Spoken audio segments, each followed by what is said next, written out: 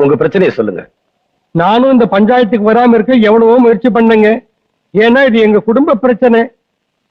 என்ன மாயமந்திரம் பண்ணாலும் என் பையனை மயக்கி புட்டா. எங்க தெருவில் தலைமந்து நடக்கிறதுக்கு அருகதை இல்லாத கீழ்ஜாதிக்கார பொண்ணுங்க இவ அப்பா இருக்கானே, நீங்க சொன்ன நம்ப மாட்டீங்க. என் முன்னால நிக்கும் போது இடுப்புல துண்டு எடுத்து கட்டிக்கிட்டு பேசுவாங்க. இப்ப தோல்ல துண்டை போட்டுக்கிட்டு எனக்கு சம்மதி ஆகணும்னு நினைச்சான்னா ஏன் தோல்ல இருக்கிற துண்டு எடுத்து வாயில கட்டிக்கிட்டு 4 பேரை தூக்கிட்டு போக சொல்ல வேண்டியதுதான். ஓஹோ, உங்க கணக்குல அப்படியா?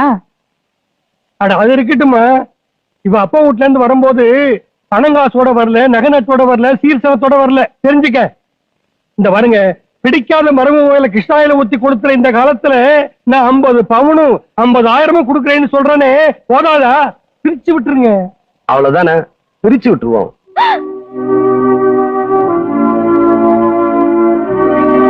சீக்கிரமா தீர்ப்பு சொல்லிடுங்க.